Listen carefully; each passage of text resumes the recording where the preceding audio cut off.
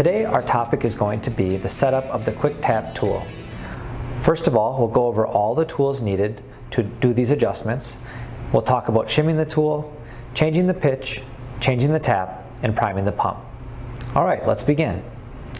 Today we're going to need a QuickTap tapping tool, a standard 4mm hex end wrench, a flathead screwdriver, a caliper, taps, a pitch insert assembly, shims for the tool, a tank with pump, and because we're working with pressured oil and removing retaining clips, we're going to want safety glasses. Now we're going to talk about setting the length of the tool. In order to set the length of the tool, we're looking to keep about 1/16 of an inch from the tip of the tool to the material when it's under the ram. And we do accomplish this by shimming. We don't want to add more than 255 thousandths of shims because you'll lose engagement with the head. The tool comes standard with about 200 thousandths of shimming already in the tool. In order to do this, we'll need our standard set of shims that came with the tool and a 4mm hex wrench.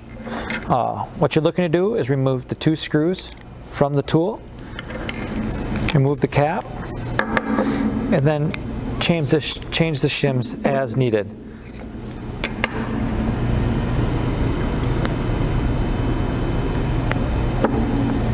Place the cap back on.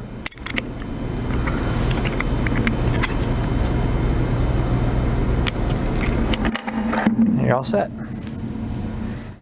Next, we'll look at changing the pitch insert assembly. We're going to need a caliper, a flathead screwdriver, a pitch insert assembly, and the tool itself.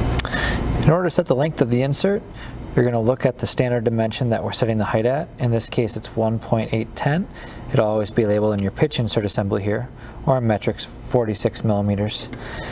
With the tap in there, you'll just want to take a caliper and measure that overall length and make sure that you're adjusted to the right height. Next, we'll look at removing the stripper cap. Just need that flathead screwdriver and take off the retaining ring that's right there. After setting the length on the pitch, we'll go ahead and insert it into the tool, remove the stripper cap, move the oil mist nozzle out of the way, take note of where the key is on the tool,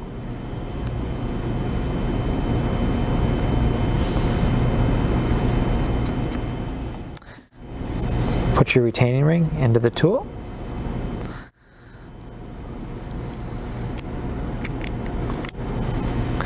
put your oil mist nozzle back,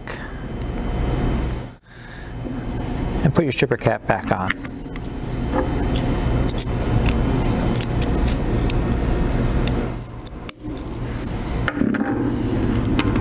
That's it. Next, we'll talk about quickly changing the tap in the tool. You'll need taps that match the pitch of the tool that you're going to use. Press down on this outer ring here.